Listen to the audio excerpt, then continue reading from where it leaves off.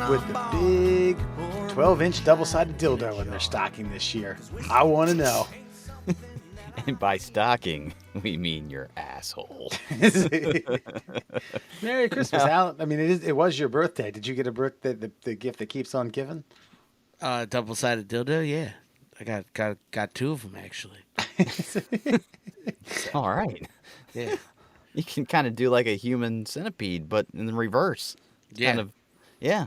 So, okay, we do need to know this. I know have we discussed this? How is your birthday? How do they celebrate your birthday? Do you do it a day early, a day late? Do you do it, is it Merry Birthmas, like I always try to text you? Or how does that go? So like nowadays, no, it's Christmas is my birthday. Like that's what's so like Kelly has kind of facilitated that Christmas is my birthday, and she makes it that way. If that makes sense. No, So, it like, makes no sense. No, like I is do whatever the fuck I want. Like we don't see family on Christmas. Mm. We set this precedent like I think maybe like 5 or 6 years. I think it was when we did our honeymoon.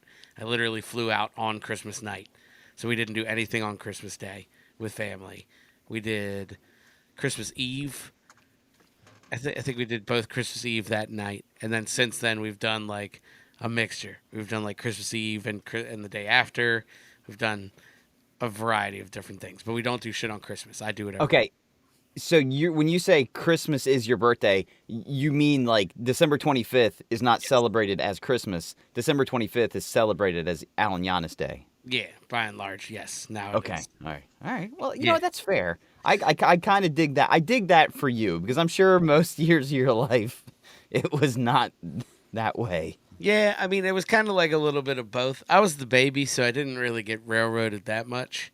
Like, I still got everything I wanted. I didn't get like the remote control car and batteries, like that kind of thing. You know what I'm saying? Like, I didn't. They didn't do me dirty like that. So like, yeah, I wasn't too bad. Like people were always like, "Oh, that must have sucked," and I'm like, it wasn't. It was actually kind of dope. Might have been a hard time if you were trying to have like a birthday party with buddies of yours. Yeah, that's like, really the only thing. Like, I never really had like a birthday party like that because of that reason. And like, it doesn't really work. Like, you can't wait till January. Everybody's broke. You know what I mean? From the holiday, like, it just kind of doesn't work. So I never really had a birthday party like that. That's probably the biggest thing. But well, if it makes you feel any better, Alan, I never had a birthday party, and my birthday's in June. Damn. Well, that sucks. But yeah, it does make me feel a little better. Thank you. You could. Never? No, I don't ever remember having like kids over at my house like for a birthday party, like a celebration of me. It didn't And take we you celebrated to the local Charles Entertainment Cheese. No, I didn't go to Chuck Entertainment Cheese until my boy went when he was like 3 for the first time, and I was like, "Fuck, man, this would have been so much fun." And now I have to try to enjoy it now by just railroading kids off of games and staying there until I win the jackpots. I like it. What standard adults do. They serve beer though. I don't think they serve the beer at the one that I go to. Oh man, you got a dry ass Chuck E. Cheese where you're at? Yeah, That's man. crazy. I don't think they all do because there were so many incidents in the recent past. Oh, Well, that's New Jersey for you. Yeah. there's a great Workaholics episode where Anders is turning 25 and is like trying to celebrate his birthday, and they wake him up at like 9 a.m. and the only place that'll serve beer that early is it's not a Chuck E. Cheese. It's something close to it. I think for copyright stuff they couldn't do it, but I found that to be hilarious. Here they are on a weekday, 9 a.m. getting some pitchers. Dude, that's a good day. That's a good day. Even if it's just you and your buddies and you go in there and you look at the top shelf and you say, we're going home with that Stratego game that has dust on it and the original packaging from 1985. That's what we're going for. We need 24,000 points.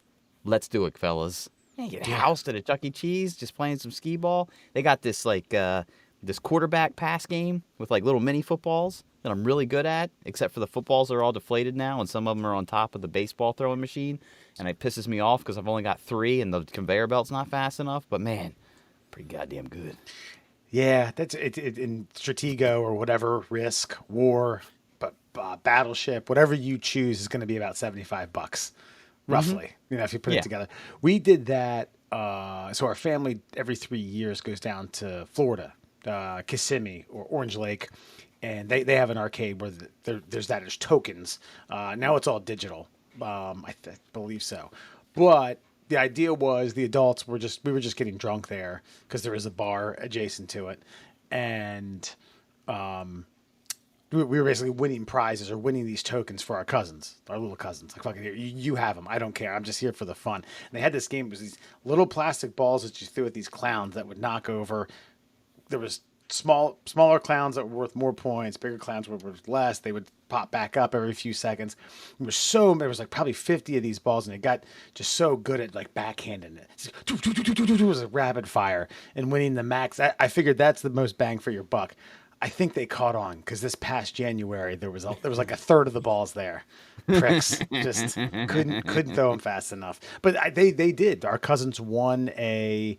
First of all, the cousins that are my age, the dad came back. They're like, we were like, how'd they do? And like, oh my god, there's just so many tokens. They got the was it Star Wars Monopoly? Wow. Yeah. Dude, that's like 5 trips. That's like 5 trips of being an asshole, and you guys pulled it off in a day. Yeah. Oh, yeah. Congratulations. Or did it just killing it? So I see what you're saying, but damn, I guess I get it. I don't know, where was this Chuck E. Cheese? It's in That's Bel true. Air. Bel Air, Maryland. Yeah. It just doesn't strike me as a. All right, we're pulling the taps out. We're getting all the liquor out of here. The only thing is O'Doul's and ginger ale. It's probably not even real ginger. Yeah, Ginger. Ginger ale. Oh, yeah. Well, any highlights from your holidays? Did you guys blow shit up? Merge, you get fucking shaken at 2 a.m. No, well, I went to the casino with you, and I lost $150 in like what, 15 minutes, roughly. Yeah, that was a rough night. That wasn't exactly a highlight of the Christmas season. No, not at all. What was it? We played roulette, and okay, Alan, check this out. Looking at the roulette board, like, it's red. I mean, there is no black on the screen, so I'm like, about time for it to hit. $15 on black. Red. Okay, what's the chances? Red. Okay, one more time. Red. Honey, we got to stop putting our money on black. One more. All right. Red. Okay, fuck this. Let's move on. Go to the craps table. Pull away. I only actually, Wes, you gave me $15 just so I could roll the dice. Yeah. And so I did that for about 15 minutes, and only 15 minutes because I think I threw 20 times, and I think 10 of those, like one of the die flew off the table. Like Yeah. Murr was definitely really showing his true colors as an amateur dice thrower, because the fucker kept just like ricocheting off and flying off into the other side of the craps table. It was humorous. Except for one guy. One guy was like, yo, man, that's cool. That's good, man. That's the next. Because what was happening, I noticed, is the table was getting fatter. Because every time one of the die would fly off, somebody would put another bet down. So, like, all the money stayed and kept piling back up. So I think they were actually digging it, like the true hardcore gamblers, because they could get more money on the board in between throws. Yeah. Don't know if that's. Don't know if that's exactly a great strategy, but so be it. So be it. Yeah, I'm just kidding. Craps. We were having bad luck that night. That was just not of exactly. Craps is one of those ones you got to put in some time to get some money, and we were that little stint, that 15-minute stint that we were there, just was a bad omen. I was like, we got to get out of here. This table's cold as fuck, cold as ice. I assume this was up in what, Hollywood? Fucking Hollywood Casino in Pearlville. That's right. That's right. Right next to the Great Wolf Lodge, which was packed too. I mean, there wasn't a parking. There was parking to be had at the casino. Across the street at the Great Wolf Lodge, You know what sounds like a genuine fucking nightmare? Is being in a Great Wolf Lodge. Oh, I thought you were going to spin that the other way. Christmas weekend. Fucking. Sounds fucking miserable. I don't know though. Nobody's gonna. I mean, I would figure that it's cold out, so not as many people are thinking water park. Most people are with their family, so it's probably not as packed as I feel it normally would be. You kind of have run of the place, right? I don't know. Didn't he just say it was fucking like standing room only? Yeah, I didn't go in, but from my vantage point of where I parked, it was packed. I know Sarah's sister and brother-in-law and their two kids went up the day after Christmas for probably today, and I think they're there through tomorrow. I saw a fraternity brother of ours, Alan, a little guy, a little older. His fam was up there, so might have been one of those family trips at post Christmas. Sounds Would great, that be, right? Would that be a place like you could get? Okay, you know how you guys do your little golf outing every year. Like, would the Great Wolf Lodge be an appropriate place to just go get fucking housed and just take over as a bunch of adults just being dicks on water slides? I don't know how long that would last. Yeah. I mean, it's if you're there, kind of like the workaholics bombarding Chuck E. Cheese. I don't know. I don't know what kind of leash you would have as adults. I mean, if your money's green, though. That's what I'm saying. Like, if you and like a party of 20, right? I know it's a bunch of. I'm saying it's a bunch of dudes because you got rooms there. You could easily just go back to the room. You could just take a few I don't know, fireball shots, stay in the trunks, get right back down there. Yeah, maybe you're being a little loud, but if you're not doing anything like dangerous or stupid, I guarantee you a 10-year-old's gonna fucking try to go head first down like the Waterloo water slide and like break his neck. Where yeah, we're just gonna maybe try to go down with a red Solo cup in our hands. Yeah, there's enough. There's enough chlorine in that water to dilute, a gin and tonic, right? Sure. Well, definitely. It's been enough pee and Bombay Sapphire to really muddle things out. Ugh, God, I can't imagine the.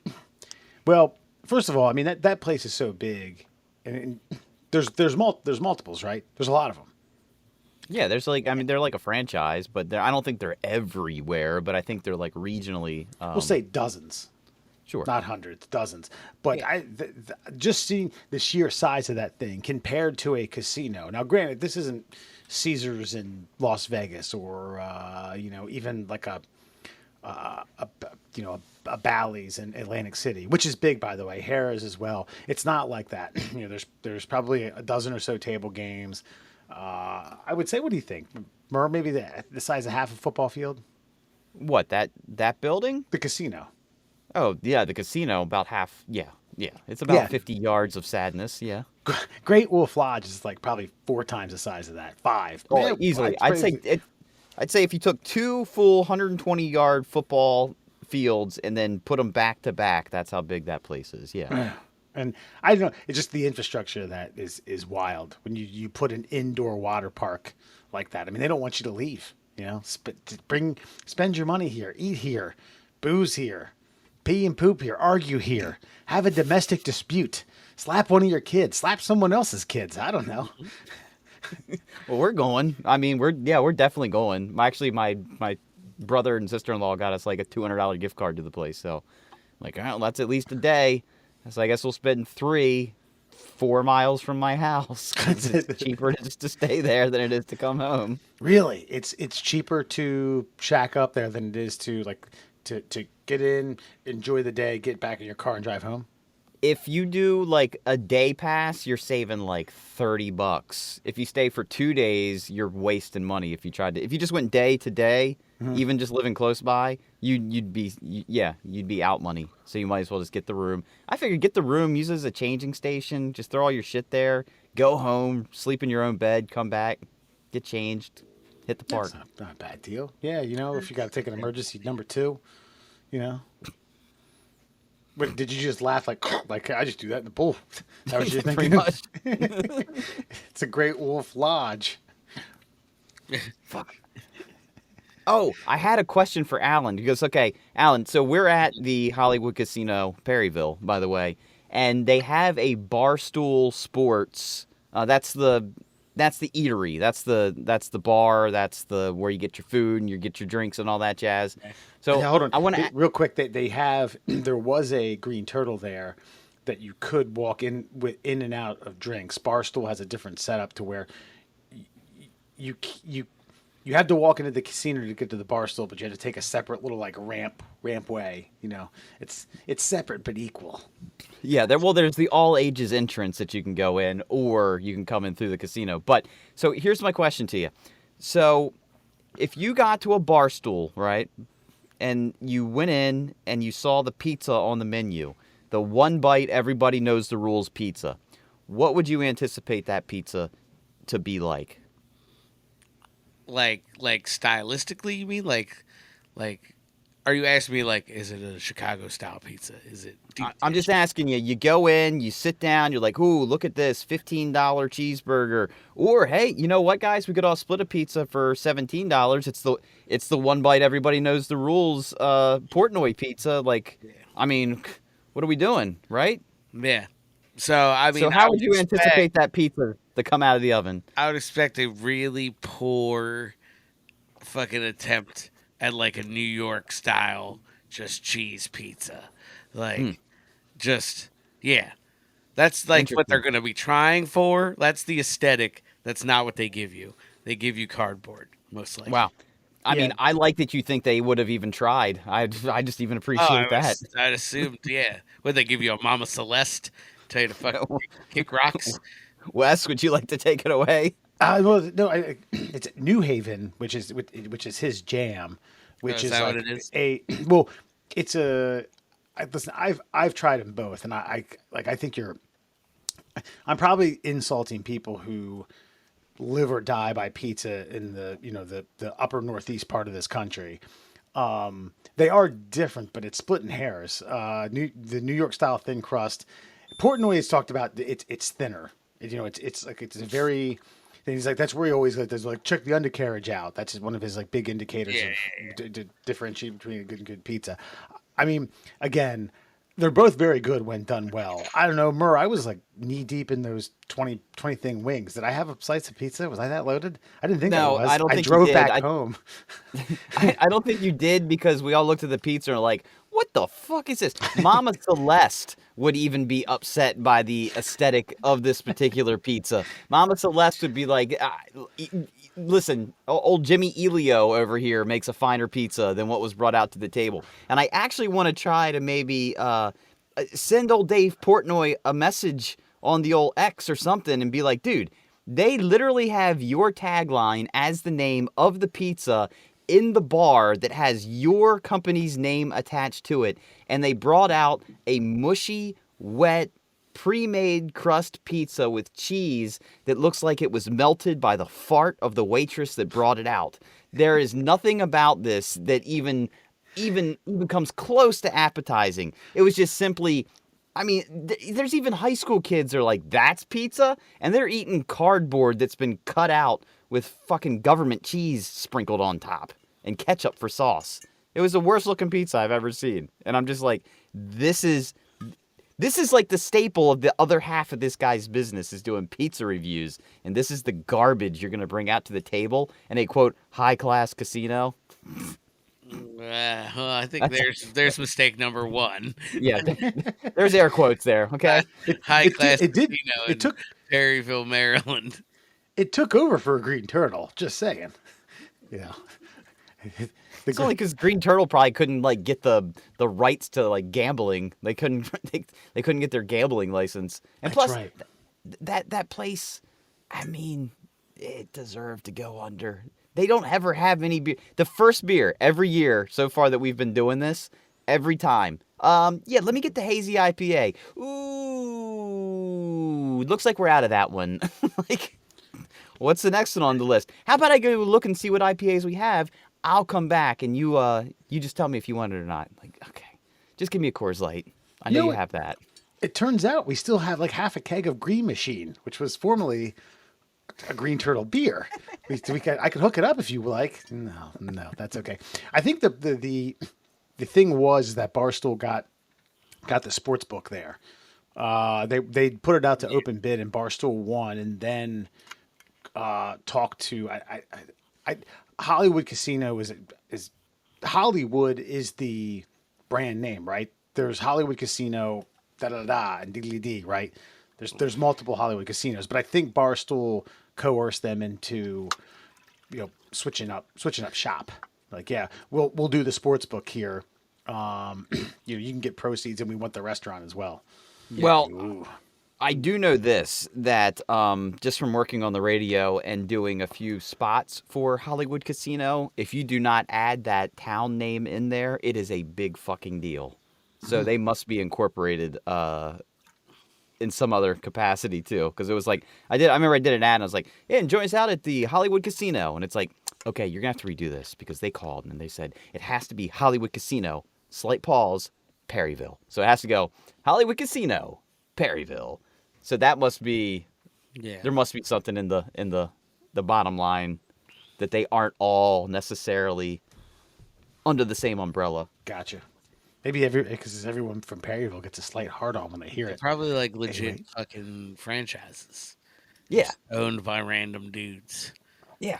But I still stand by the fact that if you're going to have a bar, Barstool Sports, which is a brand, and then you got a guy who's in charge of yet another brand in this whole pizza branding thing that he's done, and then you're going to say, when I look at One Bite, everybody knows the rules. The 2.5 pizza? Is that what we're calling this thing? I mean, what would you rate that pizza? I mean, it definitely ain't a Portnoy 7. I'll take a Portnoy 7 every day of the week. But you got to at least, like, bring that up. It's got to be above a 5. You can't bring out a fucking wet, like, yellow crusted pizza. That's no burn marks on it. Come on. Yeah, what are they? Are places like that allergic to doing? Good food. I guess, but I mean, you make a great point. The tagline, the brand, one bite everyone knows the rules is synonymous with that, and you're pumping out shit. I just don't get it. Like, I'm not expecting a brick oven to be imported and installed, in the back of a Hollywood Casino kitchen, but Christ, you could, make your own dough. Just do it a little bit better, make it like a more of a bar. He has, when he talks about or does some of these reviews, he specifically uses the term bar pizza. This is a good bar pizza. He classifies pizzas as that sometimes, and you can't even do that well. You pumped out as what you called, I don't know, fucking something that a gremlin ate, then pooped, and then a fucking then a donkey ate it and pooped that out. I'm just saying that, like, if you're gonna use the tag, like, that's nothing. Like, that's not a one bite everybody knows the rules fucking pizza is all I'm saying. Like, it's false advertising. It's 100% false advertising. It's even the aesthetic of the pizza is not anything I would expect to have from what I'm calling a Portnoy pizza. And if Dave Portnoy wants to put his fucking stamp of approval on this hunk of garbage, so be it. But I mean, what's he care? He doesn't care. He doesn't care what I think. Yeah, that's. Doesn't care at all. They don't. But you would think that would be a place on his map, right? He's got the whole app with, like, the pizza ratings.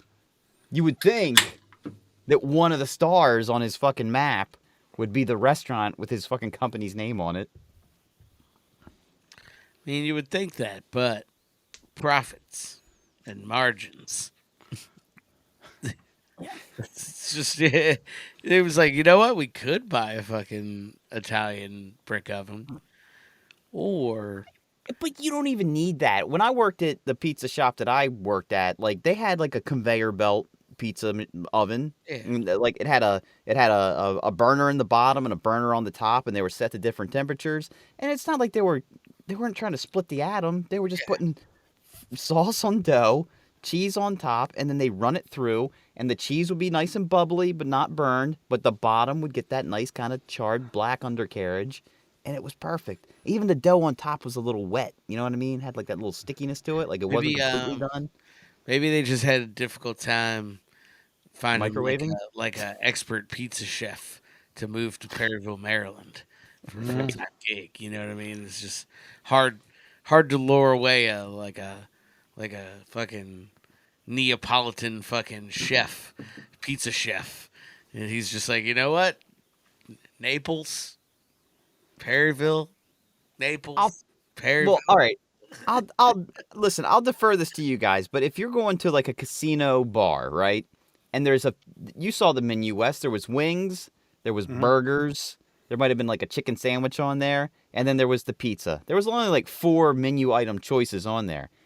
If you want to talk about margins, pizza's your best bang for the buck, and everybody likes pizza. So instead of trying to do a bunch of shitty things shitty, why don't you just do one thing really well? And the fact that this guy has this whole marketing campaign essentially with his pizza thing, yeah, throw out all the fryers, everything. Like, hey, you coming here? You're going to be gambling at the casino? You want to get a bite? Well, one bite. Everybody knows the rules. You're having pizza. Done. Yeah.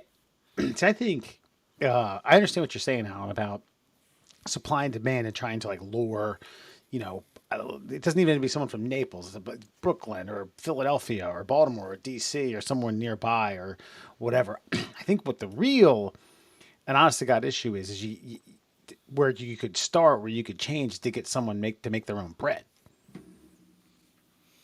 Yeah. When you make your own crust, you make your own in-house bread. The good places that I've gone to all do that. I know it's kind of a pain in the ass, but if someone does that in the morning, then Christ, you could have a high schooler fucking just patty that shit out and throw a little pizza sauce on there and throw it through. Dude, if you have a recipe, that's all you need is a recipe. I mean, again, working at the pizza shop, you had this giant stainless steel, like, I mean, you could put you put 2 human bodies in there with like, it was just a giant tub, and they would come in and they would take like 5 bags of flour. They'd take like 3 like Lowe's like paint buckets of water and just a shit ton of yeast, some salt, some spices, and boom, that thing would just run, and then you just have like 5 Mexicans cutting out little squares, gunk, gunk, square after square, square after square, and they'd throw them, let them rise, and then when it came like lunchtime, boom, pizza after pizza. That's all it took. That's cheap, man. It's an easy profit margin. Not that they care. Probably making all sorts of fucking gambling money. They don't give a shit. Yeah. So they definitely don't care. Yeah. I think Alan said that like 10 minutes ago. They don't care. Yeah, they don't give a shit. Right. I don't care how much you I bitch about think this you pizza. should tweet him to see how little he gives a shit. I feel like it would be one or the other. He would either give 0, I'm just going to ignore this shits, or he would be like, nah, fuck that. Yeah. This dude's right. This dude's absolutely right. If they got my tagline as the name of the pizza and the pizza shit, this is bullshit. And I feel like maybe he would even like get in his car and storm down to Hollywood Casino Perryville and be like, order the pizza and just be like, it's a 2-1. This is a 2-1 pizza. You're calling it a 1-bite pizza. This is a 0-bite pizza. 0 bites. Everybody knows the rules. Don't fucking order this shit. Fix it. Like, he might do that too. It's true. You could. You should try this. We should make a play for this. It's worth We the can see roll if of the the middle dice. class holes can stoke fucking bar Ire of the ire of Dave Portnoy. Yeah, Dave Portnoy. And then he's gonna listen to our shit and be like, "You guys fucking suck," and never talk to us again. Yeah. And then we're gonna be very disappointed that we probably missed our shot. If One Bite Everyone Knew the Rules was a podcast, you guys would be a 0. 0-0. And listen to that shit. You know something? I think 0.0. there may have been a time where I was debating actually like there submitting was. our shit to his the podcast. Like, they were like an open forum podcast. Like submit your podcast to us, and then if we like you, we'll produce you. Yeah, you should've No, done you brought that. it up. You brought it up. I said, we need to get better first. Yeah. We still need to get better, yeah? Yeah, we still need to get better All right, first. fair enough. Middle class holes, everyone. Murr, Allen, and Fox, man, looking to get better in 2024. We'll tell you that. We're going to do a slight little bit of a recap of 2023 and go over some of the most famous, unfortunate celebrity deaths that occurred. I didn't want to go over everything, but Britannica had this really good 4-line thing that summed up a lot. Barbie, Beyonce, Taylor Swift, Trump, Musk, Titan submersible, Maui wildfires, Turkey, Syria earthquakes, and Libya flooding, NATO expansion, India's population growth, and the Israel-Hamas war. Well, that nails it, dude. Uh, It really does. I mean, even like the top people. What were the top people again? Barbie, Beyonce, and Taylor Swift. I watched the Barbie movie the other day. It was a I did too, actually. that was a clever movie. Like Yeah. anybody who tried to make that like political, I'm like, Yeah. what are you talking about? Like this is just a clever movie. I thought the ending was really stupid. But I'd say like it was like 85% a really good movie, and it was kind of fun to watch Yeah. in some strange I way. definitely had that same thought. Like I was watching it, and like 3/4 of the way through, I was like, "Huh." I was like, "What exactly did Ben Shapiro throw a tantrum about?" Like Right. I don't really. I missed it. Like I just didn't get it. And I was looking for it the whole time. It's like this just perpetuates the the perspective that there's a patriarchy in society, and I just don't agree with. I'm like, Yeah. what are you talking about? They actually fully admitted that men run the world, Yeah. and women have this one little thing. Yeah. Like you should be like, they're right. Good job. Way to go, Barbie. Yeah, like I commented to Kelly. I was like, they almost are like rubbing your face in it a little bit. They're like, yeah, we know that men run Mattel, but that's not gonna change. Anyway, here's some stuff about positivity and fucking Barbie. like, like they were like, if anything, I feel like you'd be like, yeah, that was fucking not woke at all. I honestly, my takeaway from it was more like, yeah, women running the world is just as much of a fantasy as Barbie. Oh, That's like you could probably make that fucking argument. Like I don't Thank you. see, yeah, like yeah, it's kind of crazy. I didn't really see how it was, but you knew it was coming. They had I fucking, didn't. they had like allusions to fucking Ken's gay buddy and fucking yeah. They just you know what I mean. There was enough in there for fucking the conservative crowd to be like, oh my god, this is woke garbage. Hey, but it was pretty good. Check it out if you haven't checked it out. You know? And then what else do we got? We had Taylor Swift obviously ruled the world this year. No, I have no problem with that either. Like she just fucking did her thing and made buku bucks. Yeah, I mean, it kind of wore on me. Like I'm done with hearing about it. I'm done hearing about Taylor Swift. But good for her, I guess. I mean, if you Yeah. think about it though, she hasn't said a word about herself. Oh, She I just know. did her tour and then she dated a guy. Like that's all. Yeah, I Everybody think else it's more cares. so. It's more so like all the chicks my age that are just.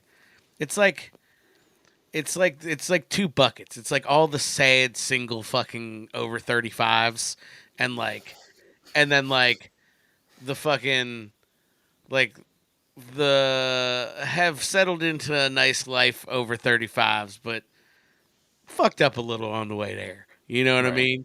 You know what I mean? Maybe got kids from two baby daddies, not one. Like just little things, nothing crazy, nothing life changing, just trials and tribulations.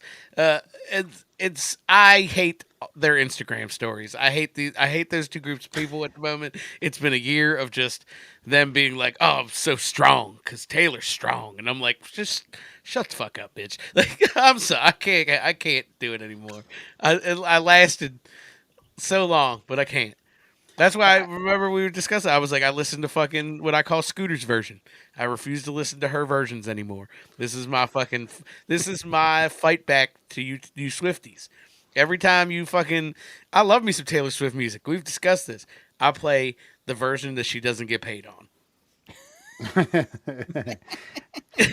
When you said when you say these people saying they're getting stronger with the Swifties, is that what you were referring to? Yeah. And it's just always something. It's always like, it's like the girl who fucking like broke up with a boy and left town. She fucking moved out of state, but all she talks about is how she left that boy out of state and how Taylor Swift is helping her get through it. It's like, you left. Stop talking about it. Suck a new dick. Like, why are we still talking? Why are we still here? I don't understand. Yeah, I when you had mentioned that, I almost got a headache from rolling my eyes in the back of my head so much. Like I went like way further than I normally do. With frustration. Exactly. You know 3 of them at least. You're Yeah. just like, oh, yeah, I know that story. This is the last thing with that I want to say before we move on to any of the other things you guys want to talk about. Although, Christ, I don't think any of these stories are going to get as much airtime on the middle class holes as what we've just done with Taylor Swift. It's just when you have a a music a musician or music star that's that big. You know what I mean? And she's getting up in my lifetime to, like, I want to say the Michael Jacksons of the world.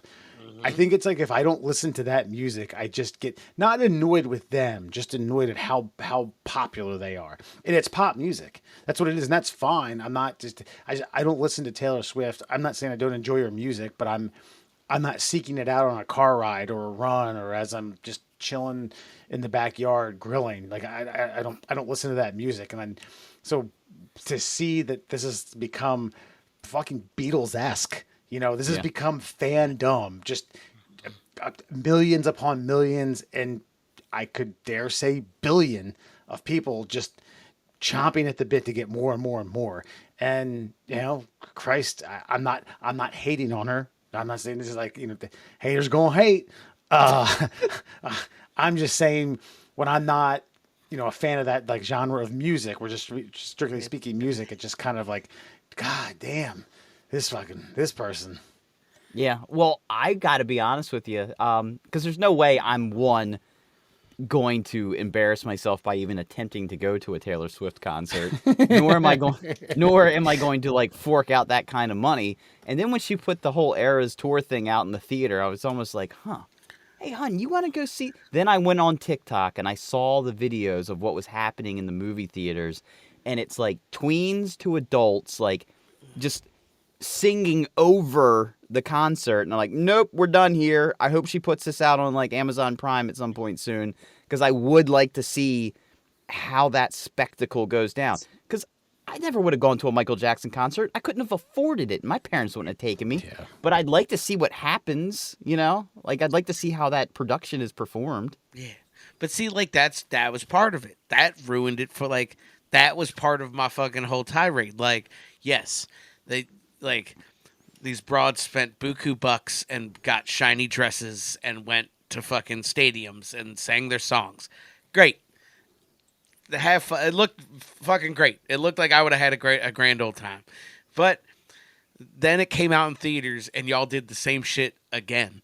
Mm-hmm. And then it did come out on Amazon Prime and y'all did the same shit again at your homes. Stop it. Just give it a fucking rest. Like, I get it. She's great. You love her music. Play it all the time. It's all your fucking Spotify Wrapped is. It's phenomenal. I love it. I love it for you. Just stop it. I just can't get enough. I love her so much. When I go to the shower, I think about her. When I eat, I think about her. When I work out, I think about her. When I'm driving, I think about her. When I sleep, I dream about her, which means I'm probably thinking about her. I saw a story today, I think it was, and it was like, I want to apologize for how obsessed I was with Taylor Swift in 2023, and 2024 is going to be much worse. And I'm like, how? How could it possibly be worse? Like, I just don't. I mean, look, I do get it. I don't get it though, if that makes sense. Like, I get it, but I don't. I guess in a way, I'm kind of jealous that I've never like loved anything that much. Yeah, I loved like sports. And like, I mean, which I guess, you know, who the fuck am I? This is why I've got no leg to stand on here. Just stop. I don't, you know, I didn't. That's true. Yeah, I didn't post 40 stories about, you know, how the Dolphins did us dirty in 2004. Like, you know what I mean? Or how like my quarterback cheated on me with another fucking team. Like that's I think the crux of it is just like, I don't care about your old relationship that you've fled a state for. Fucking move on, please, for everyone's sake. Sports is a little bit different, but I guess like one, it was different times, and two, we didn't live it. But I know people, and my parents and some of their friends who lived through the Beatles, and you know, Christ, I mean, I still really like the Beatles music, love it. But I'm trying to like draw a parallel between, you know, that level of fandom, that absolute just, you know, obsession, if you will. Yeah. Yeah. I think we'd all go we'd all cry like Swifties at a concert if the Orioles like won the World Series and we were in the stands. Good point. That's a good point. Yeah. Yeah, I would weep. 100%. I would weep. Yeah. I'd cry. I've weep. said that multiple times to people. Like, I'm not ashamed of that at all. Like, I get it. I just don't get it to an extent. Like, if that's all. I think I said I would Edgar Allan Poe myself. I would die in the streets of Baltimore drunk. Yeah. Just find me somewhere in an alley, just with a big smile on my definitely face. have told multiple people that, like, if you told me that the Ravens were just gonna Mayflower it up and pack up tomorrow and fucking just leave town, like literally right now, 12-3, the Ravens just literally put it all in fucking trucks and dipped for fucking Provo, Utah, and fucking started a franchise. That's their new franchise. Fuck it. But the Orioles won the World Series this year. I would go help them fucking throw helmets into the Mayflower. Like, I don't give a I would carry John Harbaugh himself into the fucking truck. Like, yeah, I don't care. And yeah, I am that strong. I feel that strongly about that. Shit, that's there. Wow. Well, what else was on the list? Trump, Musk, Titan submersible. Oh, the Titan submersible. Yeah. That seemed That like was that good. seemed like it should be a bigger story than Taylor Swift, you know? Like but here we are. Yeah. And Should it though? remember, we No. talked about it when it was still like quote unquote lost. Remember? Oh, that's right. Yeah, because we found out. Actually, we said a bunch of mean shit, and then immediately after the show, they're like, "Nah, they're They're dust, fucking dust. So what are they mist doing? in the water, They're just fucking human particles in the water now. deep sea chum right now." Maui wildfires, Turkey, Syria earthquakes, and Libya flooding. No, I mean you know what? The fires in Hawaii. This fascinates me because this is how conspiracy theories like really get like This is where really. this is good. This is how they get really deep. Is because that was a huge natural disaster on U.S. soil. And the only things you heard about in the days following were like, well, we're going to take all the land. Yeah, we're going to build hotels and stuff. And then we'll give them rooms there and everything. But yeah, we're just going to get some real estate. And everybody's like, no, we want our land back. We don't want you to sell our land that we have deeds and property to, that we have ownership rights of. No, we don't want you to do that. And they're like, yeah, well, we're just going to do it anyway. And you haven't heard a word about it since it happened. Pretty much. Yeah. And like that's not even like government conspiracy to me. That's like fucking fucking BlackRock was like, you know what? We've gotten into this real estate game. You know who's got some real estate we could fucking pick up pretty easily? The natives in Hawaii.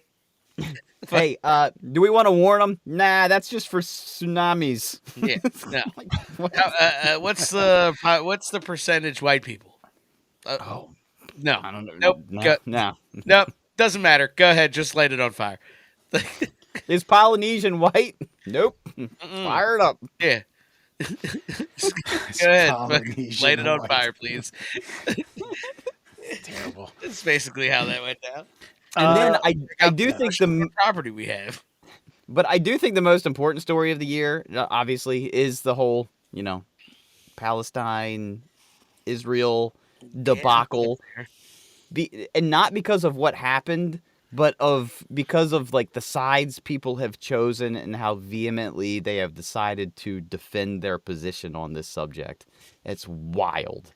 Fucking wild. Taking a wildly complicated subject with centuries of fucking history and saying like, nope, they're right. Nah, I don't think that's a good tack to take by anyone. This is going to echo in history, by the way, maybe more so than the Eras tour. It's really, it is kind of wild. It's a very complex issue. People are like, which religion do those Browns practice? All right, I'm picking those. That's the ones I want. I want those Browns. Which Browns have we been told are scarier? Okay, those. Gotcha. We'll use those. We're gonna pick those then. Christ. Which ones don't have any money? Yeah, we'll take those. Yeah. Which ones are we giving all our money? Well, I Right. guess we kind of have to pick them, right? fucking ridiculous. Then there's just NATO expansion, India's population growth. India did, in fact, relatively recently superseded China as the most populated country in the entire world. Something I think not too terribly long ago I was way off on. I was like, yeah, India's got like 700 million, and China's like 1.3 billion, and Alan's like, no, boss, you're fucking kind of 15 years ago. Then the Israel-Hamas war. There's actually, if you scroll down, there's a much more detailed kind of not interactive. It's as you scroll down, the news stories kind of jarred in to your right and left. I see SpaceX, RSV, British coronation, death of Tina Turner, which we'll get to in a minute. Maui wildfires, Women's World Cup. Right, let's see here. Mass shooting milestone. Russia continues to invade Ukraine. Cricket World Cup. Milestone. I love that. That's just a normal headline. Yeah. That's an American headline, sir. That's right. We hit our 100th fucking mass shooting in July this year. Good job, America. Yay! Where's Taylor? So we'll hit the high notes on celebrity deaths. If there's any that I do not go over that I sent to you guys from USA Today, let me know. Starting all the way, we'll do it kind of semi-chronologically. Lisa Marie Presley, David Crosby. This is starting from the beginning of the year. David Crosby, Billy Packer. That's a longtime sports commentator that I was particularly fond of. Burt Bacharach. Congratulations, Alan. Raquel Welch, Tim McCarver, Richard Belzer, Tom Sizemore, some people I don't know, Harry Belafonte, Jerry Springer. I forgot about Jerry.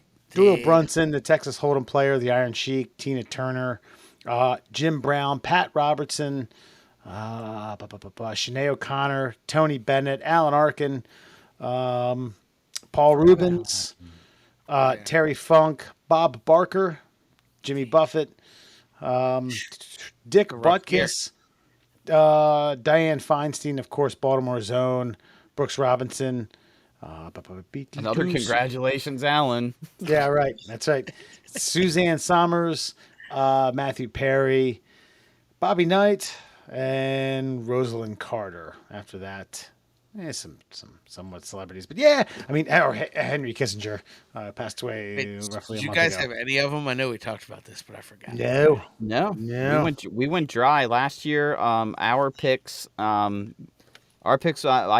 Abdul-Jabbar, that's a no, still breathing.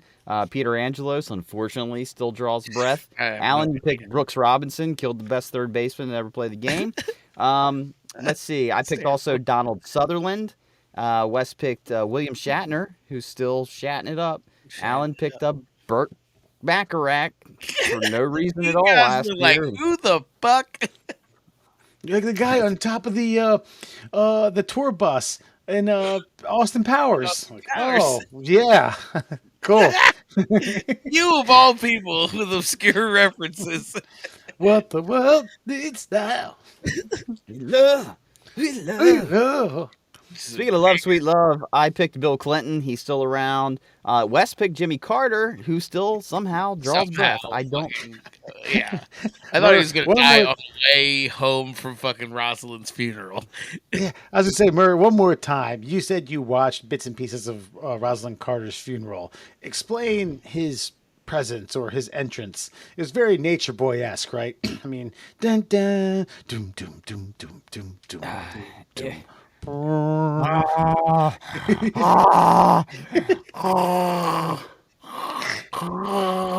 Yeah, that's essentially how Jimmy Carter's living his life right now in a wheelchair. Look, I don't know what he's hanging on for. I think he's just hanging on to make a fool of U.S. at this point. I guess. One bite. Everybody knows the rules. I'd let him know. That one bite's going to be his tongue here soon. But listen, you've still got, as this recording goes down, you've got 3 days. You got 3 days. Right. To be correct. And the final pick was yours, Alan. Dick Van Dyke, who still alive. Still alive. I think he was 98. I think he just celebrated his 98th birthday. Can I just pause because my phone was? I just feel like I have to interject. My phone just told me something that I was fucking shocked by, and I'm starting to get slightly nervous. Joe Flacco has thrown for 300 yards and 3 touchdowns in the first half against the Jets. This guy's fucking hucking it like Super Bowl year. I believe you guys were mocking me at some point when I was saying how I fear the Browns moving is- into the playoffs. Potentially a fucking problem. I don't know. Oh, it's not potentially. It's a problem. It's a problem. Remember, we were mocking you because you again. While this isn't necessarily a Doug Flutie story because Joe Flacco is 6'6", but you do pull for these underdogs. If we had a big chalkboard of all these whacked out predictions, you know, you're going to hit one every now and then. You're like, you guys are making fun of me. Yeah, You guys you're are not making wrong. fun of me. You're not wrong, but like, you know, it's the tea leaves of sports, man. You got a guy who, again, delusional, sitting on his couch for like 4 seasons. Like, why aren't I starting quarterback in the NFL? Why aren't I starting quarterback in the NFL? I don't know, because maybe you went and you started a dumpster fire in fucking New Jersey, and that's why nobody wants to hire you right now. And then suddenly, like, the like, I don't know how many charges Deshaun Watson somehow skirted, missed half a season, broke his collarbone, got rid of fucking the savior of Cleveland and Baker Mayfield. You know, all those fine commercials he was doing that were amazing, and just got rid of him somehow. A beloved character, and then they moved Joe Flacco in. Well, no, there was someone else between Watson and Flacco that got hurt. No, well, either way, Well, somehow. Dobbs played a game, then went off to Minnesota, and he was started for a few games before they sat him down for I Sucking? don't know. Yeah, I think it was sucking. That was the official term that the assistant coaches and the quarterback coach, the scouts used, by the way. Yeah. He had 2 good weeks, Yeah. and then you got a case of the sucks, and then had to get rid of him again. That's actually look. There's a really good term in baseball when they're talking about trying to give you just overanalyzing pitchers, and they say, he's having trouble with his fastball command. Do you know what that means? Means he can't hit the fucking strike zone. It means he sucks. He's not going to be a major league pitcher. That's what that means. Oh, folks, we're going to take a quick break. Stick around. We're going to give you Murr's famous creamy chutney, and we'll be back in roughly 15 seconds. We're going to get some predictions on celebrity deaths in 2024, and maybe some maybe some extra, maybe some more suckery in 2024 with some predictions from a good friend of ours. Stick around. We aren't doctors, but we'd love to take a look at some more of the middle class holes. And welcome back to the Middle Class Holes, Murr, Foxman. Alan's taking a brief break. That's because when it comes to predictions and it comes to fortune telling, we got to get our expert here. Nostradamus, you were with us last week, or actually not with us, but with a couple of other friends of yours last week doing a Christmas special. But here you are. We're going to talk about 2024. First of all, welcome. And how are you feeling? Thank you for having me, gentlemen. It's feeling good. Feeling good. New Year's coming. Got a dance club to go to. The Camel's all ready for the evening. We're good to go. Well, good. How do you get a camel ready for an evening? Oh, it's a lot of pruning, a lot of brushing, soft brushing, showers, oil baths. Really got to get the fur nice for the ladies. The humps, they'll get you. Those lovely lady lumps, yes. Yeah. Those aren't for the men, huh? No, Fair enough. not for me. I mean, to each their own. I'm not here to judge. Nostradamus, typically what we do is we do a round table, the three of us, and we pick 3 celebrities. It could be from various genres: actors, actresses, politicians, athletes, scholars. I don't know. We really don't dip away from any too much more than that. But we try to predict in a friendly competition who is going to die the following year. In this case, we got about 3 or 4 more days until 2024, and we figured we would get you on to let us know if one of us is going to be right and wrong, and perhaps if your crystal ball is working as it should, you could tell us how they're going to die. Is that okay? Yeah, I think that will work. Okay. All right. I have Alan's picks. Murr, do you want to go ahead and start? Okay, I can start. Now this one might be a little shocking to everyone, but I think just based on what I've witnessed during the interviews, he had a movie come out recently, and just based on like the sit downs with reporters, I feel like there's something shaky going on inside a very iconic American actor, and I fear for the life of the one, the only, the legendary, the great Harrison Ford. I feel this might be his final year with us, and maybe that's why they kind of fast-forwarded the latest Indiana Jones installment, which was quite good, in my opinion, by the way, made up for that last train wreck that they did. I can't really foresee if it's going to be a health issue or not, and so Nostradamus, I was wondering if you could maybe throw some insight on whether or not Harrison Ford is in fact going to die, and if he does meet a tragic end, what will that look like? Yes, my good friend Harrison Ford. Yeah, I think you're right. He's a little bit in decline. I've noticed it. I've noticed it during his interviews. But I honestly, he's 81 years old, I believe. I don't think it's anything natural that's going to happen. Honestly, he's been running from boulders, dodging snake pits. That's fair. Picking up crystal skulls with Shia LaBeouf. That in itself is dangerous. I just think it'll be a tragic accident, quite frankly. Don't know what exactly. I can't see clearly through the ball, but I think a tragic accident is what will take one Harrison Ford from us here in 2024, if it were to happen. Well, because I do know he likes to fly the helicopters. That's right. And I'm feeling maybe a little bit of a whirly-bird. It's a little too whirly. Mm-hmm. Even Kobe Bryant couldn't survive one of those. Jesus Christ, you're right. Nostradamus is ruthless. Too soon? Sorry. My apologies. That one does hurt. Every time I hear that one does for some. That one stings. I don't know why. That one hurts me. I'm not even the biggest NBA guy.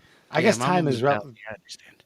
I guess time is relative to Nostradamus. It isn't for us. I don't necessarily too soon. It was 3 years ago, but that's what, like 10 minutes for you. Mm-hmm. So it's 30 seconds roughly, but who's counting? Gotcha. Yeah.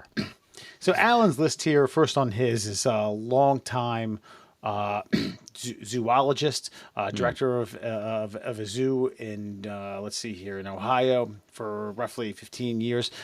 Starred on I think it was a Discovery Channel show, Into the Wild. Jack Hanna, who recently, not recently, not too soon, about 6 years ago, first started showing symptoms of Alzheimer's. Not sure if Alan selected that as the low-hanging fruit because it is a degenerative disease, and unfortunately, people do succumb to that. If not from that, some sort of symptom or issue as a result of Alzheimer's. But that is his first selection, Jack Hanna. Well, I won't presume to know Alan very well, but if I were to venture a guess inside of his mind, that's what we in ancient times would call a softball. It's a much larger ball than a normal baseball, and thus easier to hit. Yeah. Now, do you think because of the Alzheimer's, maybe he's going to be wrangling a dangerous animal, maybe forget that he has a, I don't know, venomous snake coiled around his neck, and then like, whoa, what is that? And then take one to the jugular? I honestly, because they don't give him, they don't really give him the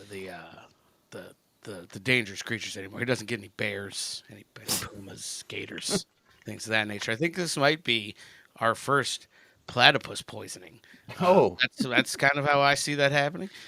Jack Hanna, confused, not quite sure which end of the platypus is which, grabs a handful of poison barb instead of duck bill. And there it goes. That mind just wanders on off into nothingness. Rest in peace. Do you think with somebody like Jack Hanna, they just like give him like rubber snakes and like, hey Jack, wrangle this for a little while. I'm like, "Arr!" It's the only humane thing to do. Right. Throw I a agree. quarter into a horse ride machine. Ooh. My my first selection. This is a bit of a low hanging fruit, and I don't particularly like selecting celebrities who have either close to or known terminal illnesses. But on the same hand, I'm in a competition with friends of mine to I win. understand. I To win. understand. So I'm going with 90s heartthrob in Beverly Hills 90210 star Shannon Doherty, who recently was, I think it's stage 4 cancer. She said it's gone to her bones and her brain. So like 3 or 4 more days left. Wow. And, I actually am mad at you for this. 'Cause, like, that is such a dick move.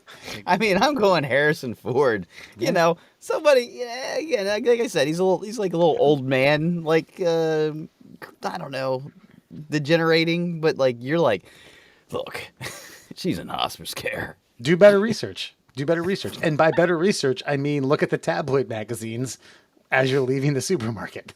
All right? Read those front pages. Yeah, this is you gotta pick up the paper. You gotta pick up the papers, as they said in Men in Black. You know, Gee. the National Enquirer, the Star Gazette. This is where you pick up the hot tips for this kind of stuff, there, Mer. Well, gee, Nostradamus, how do you foresee Shannon Doherty meeting her end? Will it be hang gliding? I'm not gonna lie to you. When I got this list, I kind of already thought she was dead. I had to go back and double check. So, you know what? This is a crapshoot. Don't really know. Cancer, maybe. Could be drugs. Could be black magic. She was on that show, Charmed, right? That can't play around with that stuff. So, I think for Shannon Doherty, it'll most likely be the cancer, but I can't rule out a magic mishap. Okay, fair enough. Such Mer? a dick move. That's a No. dick move, man. Okay, well, when you hear my next pick, you're gonna be like, "Yeah, it's kind of a dick move." Now this, I don't want to be the bearer of bad news, and I don't want the fortune of this man to ever run out. However, haven't heard from him in quite some time. He is the epitome of like the 70s, the 80s, the 90s, hell, even the 2000s man's man. But I think the old Walker Texas Ranger might just have his end coming up soon. I've picked Chuck Norris to die in 2024. Nostradamus. It's a bold pick of you on many fronts. One, because Chuck Norris can't die, in case you weren't aware of that. He I was simply not. can't. He never will. He will live on into infinity. And second of all, I think he's in a new film, an action film coming up. Yeah, I'm fairly certain it's called Agent Recon. It's slated for a 2024 release, and I'll tell you what, a man near death isn't karate chopping fucking ninjas and fucking groin kicking terrorists in a film yet to be released. I just don't think. I'm not going to chime in on his death because I don't think he's going to die. I'm sorry, bro. Okay, you know what though? I mean, you're the fortune teller. You're allowed to tell me I'm full of shit. I mean, I'm just glad you humored me with Harrison Ford. But I mean, I thought Chuck Norris was too old to be 1940s when he was born. Oh, he's 83 years old. Look, there's no doubting your rationale, other than the fact that again Chuck Norris can't die. Thought that was common knowledge. I've seen a recent picture of him. I misjudged this. Misjudged the DNA of the Norris. At the very least, they've put a flak jacket on his corpse and they're dancing it around a set. So, well, all I can tell you is I don't think he's going to be dead in 2024. Yeah, and I think when he does die, it'll be more like a Jedi thing, where he just kind of disperses and. Yeah, like Obi-Wan Kenobi. They'll just be a bulletproof vest. Yeah. Strewn across the floor. Just a fist. Yeah. And a beard. single fist, a bearded fist. And then they'll come up with a bunch of jokes. Chuck Norris doesn't die. Die Chuck Norris's. Alan, his second choice was none other than the the leader of Catholicism and the figurehead and the Presidente of the Vatican City, Pope Francis, the Pope. Yeah, they make them old in general. The popes. It's true. They don't last long. Except for John Paul, I didn't know a pope beyond him until That's that. why that's why they day. stopped hiring them in their 70s. We can't have popes for that long.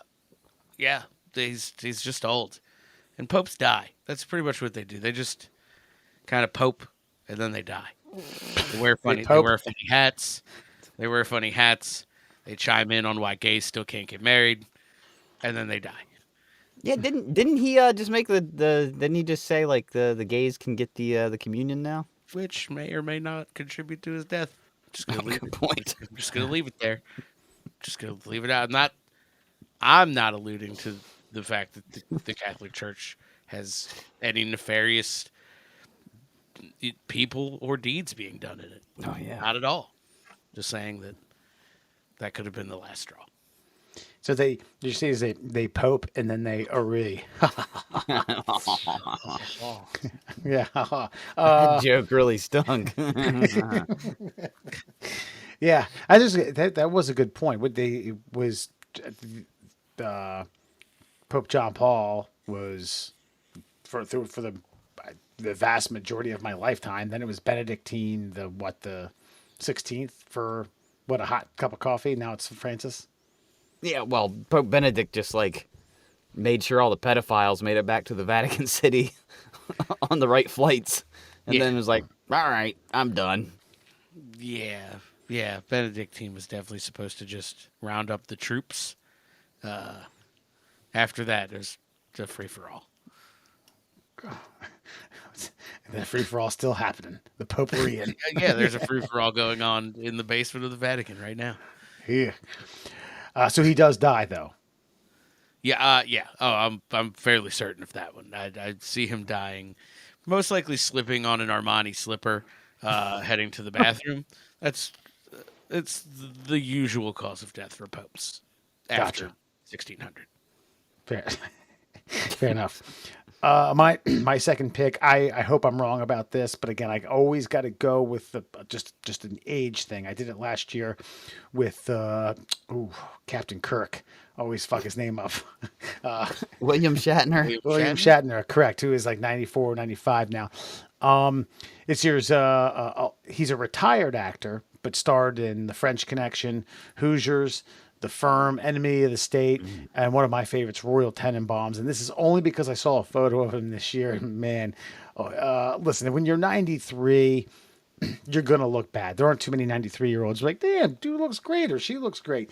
But maybe it's just because I knew him, but I didn't know him. I saw him for so long, and I see him at 93 years old, and it's kind of like, my number 2 celebrity death is Gene Hackman. I don't know, man. I think Gene's got a few more years in him. I mean, I know the photo you're talking about does not look like Gene Hackman. It looks like, like concentration camp Gene Hackman. But he looked in good spirits, So I think he's got another 2 years left in him. But Nostradamus, what do you see? 93. That's up there. Wesley, this is the one of your picks that I believe could be the winner. Winner, chicken dinner is Gene Hackman. I could foresee him being killed by a loved one for faking a cancer diagnosis and living in their home. Could also see him hitting a last-minute 2-point shot because the 3-point shot hasn't been invented yet, and just keeling over from the excitement. There's really many a way Gene Hackman can go, but I think Wes, he's on the list, and he's gonna go. Okay, yeah. I thought you were gonna say hit an old-fashioned 3-point shot, which is getting fouled when you hit a layup.